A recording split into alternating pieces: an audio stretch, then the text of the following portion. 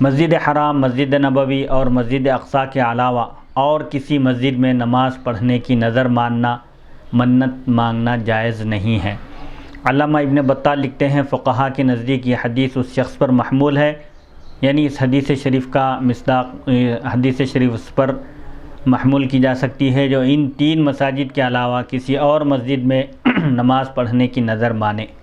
یعنی ان 3 مسجدوں میں نماز پڑھنے کا ثواب عام مسجدوں کے مقابلے میں زیادہ ہے، اسی لیے ان 3 مساجد میں نماز پڑھنے کی نیت سے سفر کیا جا سکتا ہے۔ ان 3 مساجد کے علاوہ بقیہ سب مساجد فضیلت میں، اجر و ثواب میں برابر کا درجہ رکھتے ہیں۔ امام مالک نے کہا جس نے کسی ایسی مسجد میں نماز پڑھنے کی نظر مانی جس میں کسی سواری پر سفر کیے بغیر جس مسجد تک نہیں پہنچا جا سکتا تو وہ اپنے شہر کی مسجد میں نماز پڑھ لے، سوائے اس کے کہ وہ مکہ، مدینہ یا بیت المقدس کی مسجد میں نماز پڑھنے کی نظر مانے تو اس پر سفر کر کے وہاں جانا لازم ہے۔ ان 3 مساجد کے علاوہ اگر کسی اور مسجد میں نماز پڑھنے کی نظر مانے تو اس پر امام مالک کے پاس یہ لازم ہے کہ وہ اپنے ہی شہر کی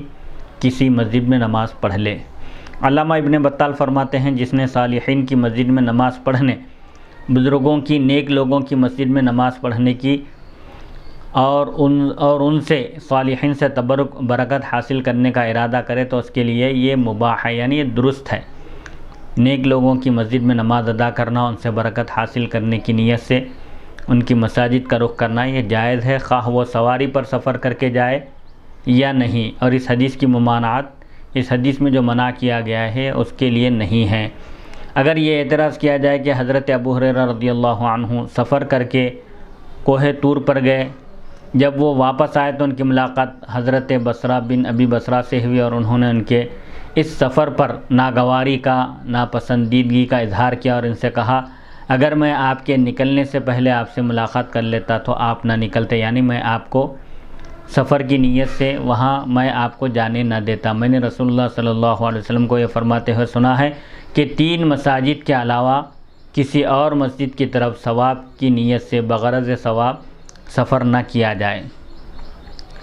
اسے یہ معلوم ہوا کہ حضرت بصرہ کا مذہب یہ تھا کہ اس حدیث کو عام عموم پر محمول کیا جائے، یعنی اس حدیث کا مفہوم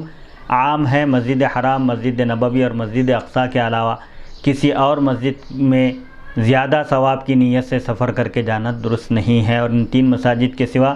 کسی مسجد کی طرف بھی کسی بھی حال میں سفر نہ کیا جائے، اور اس میں نظر ماننے والا اور نفلی طور پر سفر کرنے والا دونوں بھی داخل ہیں۔ اس کا جواب یہ ہے کہ معاملہ اس طرح نہیں ہے۔ حضرت بصرہ نے حضرت ابو ہریرہ رضی اللہ عنہ پر اس لیے اعتراض کیا تھا کہ حضرت ابو ہریرہ رضی اللہ عنہ مدینہ منورہ سے گئے تھے جہاں پر ان 3 مساجد میں سے ایک مسجد ہے مسجد نبوی جو مدینہ منورہ میں ہے، جس کی طرف سفر کرنے کا حکم دیا گیا، اور جو شخص اس طرح ہو، یعنی جو مکے میں یا مدینہ میں یا مسجد اقصیٰ کے قریب رہتا ہو تو اس پر لازم ہے کہ وہ اس مسجد میں نماز پڑھے۔ اگر حرم میں ہو، مسجد مکے میں ہو تو مسجد حرام میں نماز پڑھے، اور اگر مدینہ میں ہو تو مسجد نبوی میں نماز پڑھے۔ اور حضرت ابو ہریرہ رضی اللہ عنہ کی حدیث میں یہ ذکر نہیں ہے کہ انہوں نے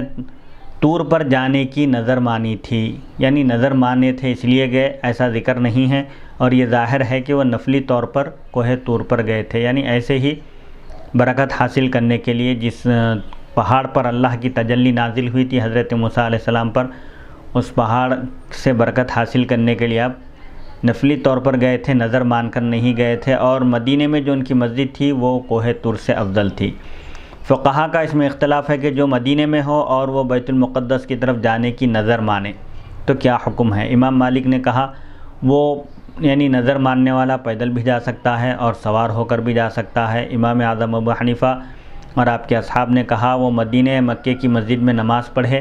نظر مانے اگر، جبکہ وہ مکے میں ہو یا مدینہ میں،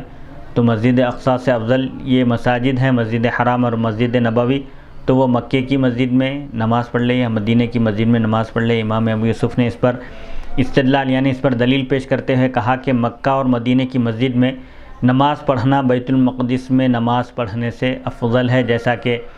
مسجد حرام میں ایک نماز کا ثواب 1,00,000 نمازوں کا ثواب بتلایا گیا، اسی طرح مسجد نبوی میں ایک نماز کا ثواب 50,000 نمازوں کے برابر ہے، جبکہ مسجد اقصیٰ میں ایک نماز کا ثواب 25,000 نمازوں کے برابر ہے۔ اس لیے اس کی مکے یا مدینے کی مسجد میں، مسجد نبوی میں نماز بیت المقدس کی نماز کی طرف سے کافی ہو جائے گی۔ امام طحاوی نے امام اعظم ابو حنیفہ اور امام محمد سے یہ نقل کیا ہے، ان کا یہ قول نقل کیا کہ جس نے یہ نظر مانی کہ وہ فلاں جگہ نماز پڑھے گا، پھر اس نے کسی اور جگہ نماز پڑھ لی تو یہ جائز ہے، کیونکہ نبی کریم صلی اللہ علیہ وسلم نے فرمایا میری اس مسجد میں نماز پڑھنا دوسری مسجد میں 1000 نماز پڑھنے سے افضل ہے، کہیں زیادہ بہتر ہے،